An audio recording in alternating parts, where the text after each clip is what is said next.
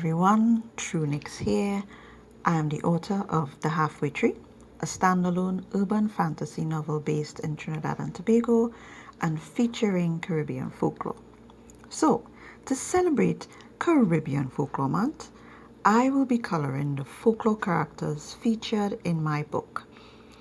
I will be using the artist's coloring book from Ajumbi Publishing House, which features 30 designs from folklore characters around the Caribbean designed by Marsha McKee. Now, while I'm coloring, I'll be explaining the folk characters, who they are, what I know about them, and the role they play in my story. I am by no means a coloring expert. In fact, I like to color outside the lines sometimes. This is just some fun. So let's start.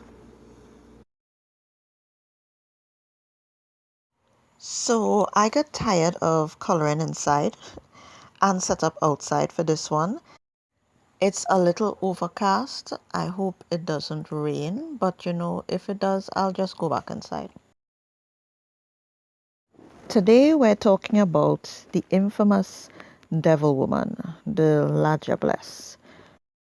Pronounced Lajables, even though it is derived from the French word diable, which means devil. This is also another folk character that is very popular and familiar, even to people who don't know much about Caribbean folklore. Depending on the Caribbean island you're from, the origins of the Lajables may vary. In some cases, she's a beautiful woman who is afraid of getting older and losing her beauty in a desperate attempt to keep her youthful good looks. She makes a deal with the devil. In some stories, she also makes a deal with the demon Basil. Either way, she's given the magic powers she needs to keep looking beautiful forever, and in return, she brings him, the devil, human souls, particularly the souls of men, as she uses her beauty to prey on them and lure them away to their death. Now, the other version of the Lajables, which is the one I grew up hearing, is that she was a woman who was scorned and mistreated by her lover, cheated on and heartbroken. She sells her own soul to the devil in exchange for her magical powers, and she lives to forever punish cheating men like her lover.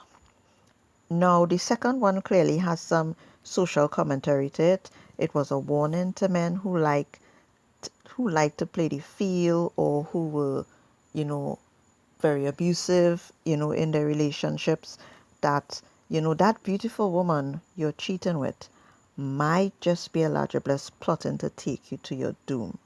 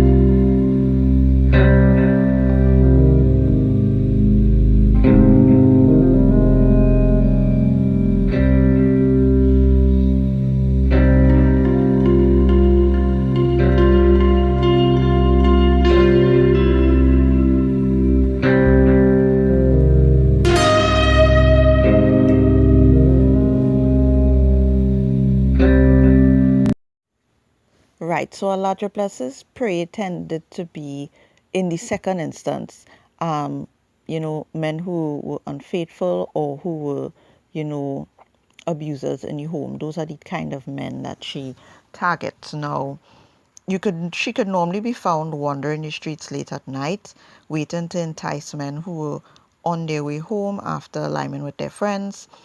meeting a beautiful woman on a lonely road on your way home who seemed innocent and more than willing to trust in a knight in shining armor to help her get home was a sure way to get caught by a Lajabless.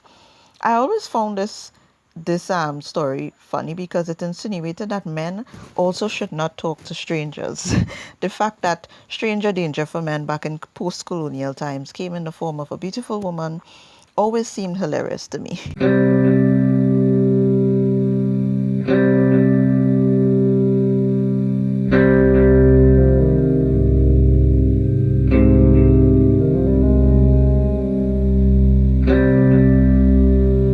But basically, if the man did follow her home, she would instead lead them into the woods or the forest and leave them there to die.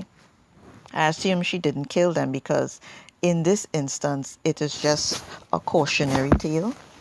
Men could get lost for days in the woods, but if you happen to make it out alive, you would have hopefully learned your lesson about cheating.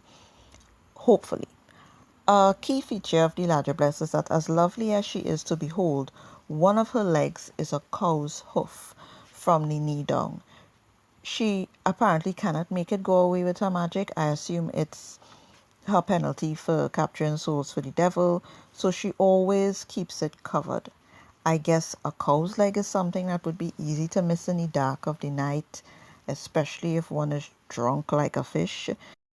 She also sometimes has a grotesque face which she hides under a wide-brimmed hat, and this is believed to be her true form under her beauty. As for the Lajabless in my story, she is the first zombie that Charisse meets. Even before she meets the duendes, she meets the Lajabless, prowling the tongue and the bars looking for them cheaters to punish. This folk character was always in my story from day one when it was all just a thought and some plot lines.